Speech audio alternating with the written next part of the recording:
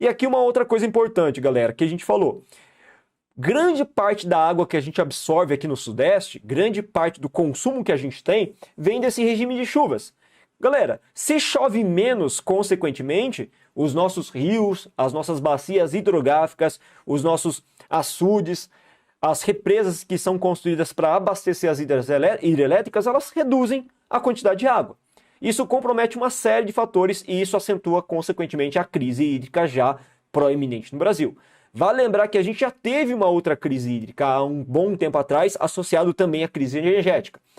No Brasil, falar em crise hídrica, lembra disso, é automaticamente associar essa crise hídrica a um problema também de distribuição energética. E a gente vai ver isso daqui a pouco em alguns slides, tá? Regime de chuva fica muito comprometido por conta de fatores antrópicos. Como a gente colocou, o desmatamento ele compromete bastante o ciclo das chuvas. Além de tudo isso, a gente tem a destruição de mata ciliar, com tudo que acontece no desmatamento.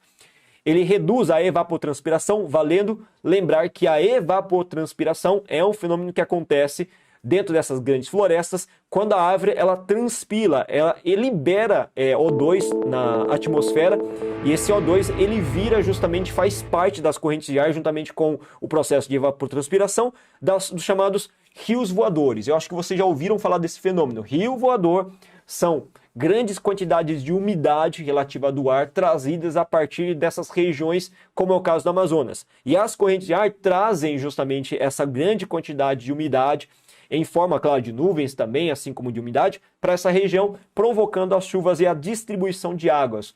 Então, uma vez que há esse desmatamento desmedido, o acentuado grau de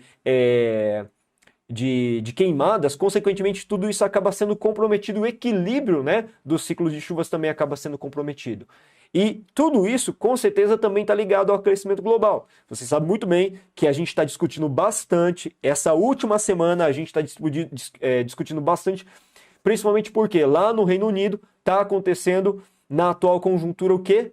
Vocês sabem? A COP26. COP26, que é um evento que deveria ter sido realizado no ano de 2020, relativo justamente às propostas dos grandes países, das grandes nações, em termos de comprometimento para reduzir drasticamente os níveis de aquecimento global associado aos altos níveis de emissão de CO2, um gás extremamente poluente e grande responsável também pelo chamado efeito estufa, que colabora para o aquecimento global. Vocês sabem que o aquecimento global causado por esse efeito estufa, que é benéfico, mas em grande escala é maléfico porque aumenta exponencialmente a temperatura e torna a vida na Terra extremamente mais difícil, é um fator determinante também para o regime de chuvas estar comprometido. Então veja que tudo isso, né, ocasional, com uma ação antrópica, uma ação humana, é um fator determinante. No final das contas, o maior responsável por toda essa situação climática degradante, fazendo com que haja inclusive uma série de fatores climáticos extremamente degradantes, é a responsabilidade do ser humano. E quem é o grande responsável? Somos nós, sim, com certeza. A sociedade é responsável por esses fatores que geram a crise hídrica, que afetam diretamente o comprometimento dos regimes de chuva.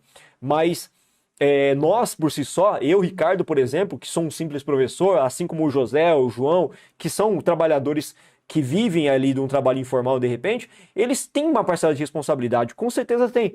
No entanto, nós, população em geral, as grandes massas, elas muitas vezes não têm nem sequer consciência desse problema, desse dilema que afeta diretamente a vida dessas pessoas, desses cidadãos. Está acontecendo um aquecimento, está esquentando, o mundo está cada vez mais quente, tá, mas e aí, né, para essa pessoa? Essa pessoa muitas vezes ela nem tem sequer a consciência do que está acontecendo. Então cabe às autoridades mesmo, líderes mundiais, assumirem essa responsabilidade. E a COP26 é uma oportunidade de ouro para essas pessoas terem em mente uma mudança emergencial que é necessário ser estipulada. O Brasil estabeleceu algumas metas essas pouco ousadas para redução e eliminação futura até 2050 de CO2. Vamos ver, né? Estamos na expectativa.